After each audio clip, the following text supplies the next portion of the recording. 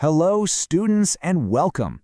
Today, we're starting a new chapter, Unit 5, Magnetism and Matter. I know, it can seem a bit tricky, but my promise to you is this.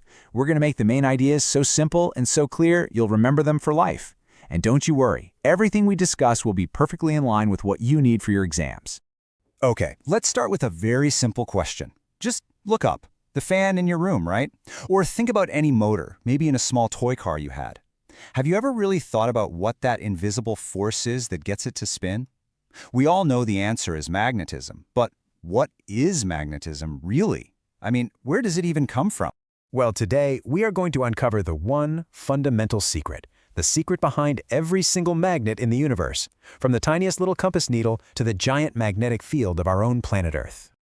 And here it is. This is it. The single most important idea for this entire chapter. If you remember just one sentence from today's class, please make it this one. Moving charges create magnetic fields. That's the secret. Magnetism isn't some separate magical thing. It's just a result of electricity in motion. To make this super clear in your head, let's use a picture. Imagine a single electron, just one, moving through space. As it travels, it actually creates this tiny, invisible whirlpool of force all around itself. That swirling whirlpool is the magnetic field. It's a really simple but powerful way to visualize what's happening at the atomic level. So that's what one electron does. Now, what about that bar magnet you stick on the fridge? What's that? Well, it's nothing but trillions and trillions of these tiny atomic whirlpools, all spinning, and, this is the key, all perfectly aligned in the same direction.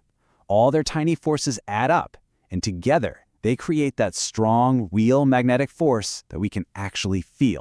Okay, that's the big idea. Now let's build on it, step by step. I mean, how do we really get from one tiny invisible electron to a magnet that's strong enough to hold up your notes on the fridge?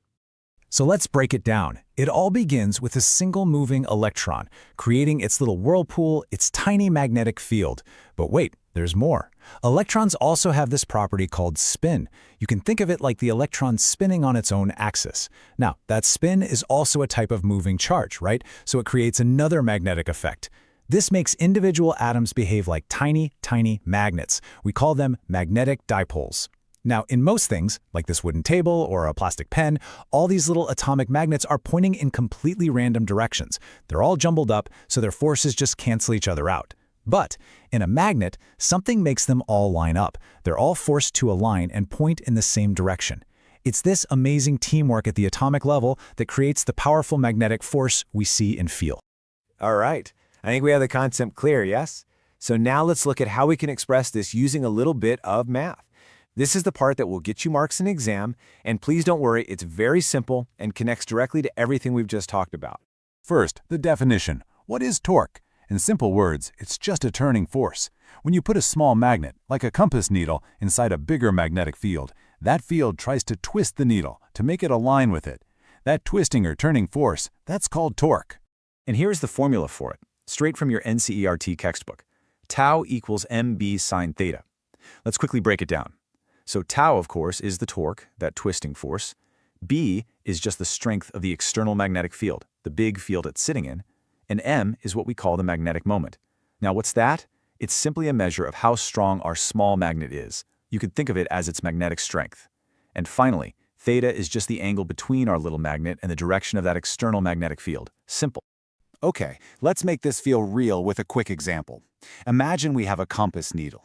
We know its magnetic moment, m, and we place it in the Earth's magnetic field, which we know is quite weak.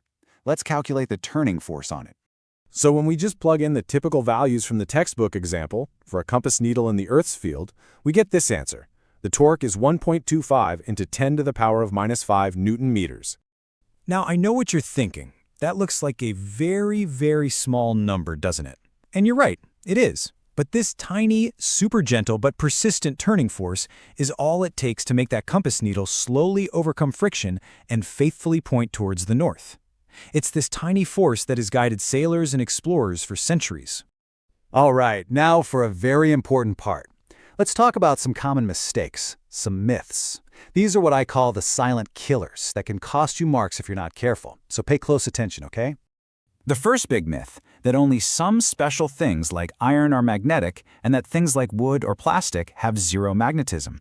This is completely wrong. The truth is, every single material in the universe is magnetic. Why? Because all materials have moving electrons. The only difference is, in most materials, those atomic magnets are not aligned, so it's a difference in organization, not existence.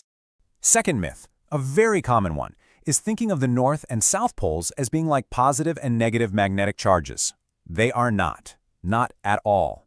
You see, unlike electric charges, you can never ever have a north pole all by itself or a south pole by itself. If you take a bar magnet and you break it in half, you don't get a separate north piece and a separate south piece. No, you just get two new smaller magnets, and each one has its own north and south pole. And the third big myth, bigger means stronger. Not always. You can have a small, perfectly aligned magnet, like a tiny neodymium magnet, that can be way, way stronger than a large, poorly aligned iron magnet. The strength comes from the quality of the atomic alignment, not just the total size. This is such an important point, so I want you to really remember it. Strength comes from alignment, not size. This single idea explains so much about why some materials make powerful magnets and others don't. So finally, why is all this important? How does this chapter, fit into the bigger story of your physics syllabus? Well, this unit is the direct, logical next step after what you just finished, Unit 4, Current Electricity. In that chapter, you learn that an electric current is nothing but moving charges. And now, in this chapter, you've learned the consequence of that. That very motion, that current, is the source of all magnetism. You see?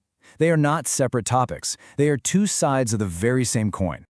So let's do a quick recap of the most important takeaways from today. First, and most important, magnetism is created by moving electric charges. Second, because of electron motion and spin, every single atom can behave like a tiny magnet. Third, a big, everyday magnet is simply trillions of these atomic magnets all aligned and working as a team. And finally, remember that a magnet's strength comes from how good that alignment is, not just from how big it is. If you've understood these points, trust me, you've built a very strong foundation for this entire unit. Well done.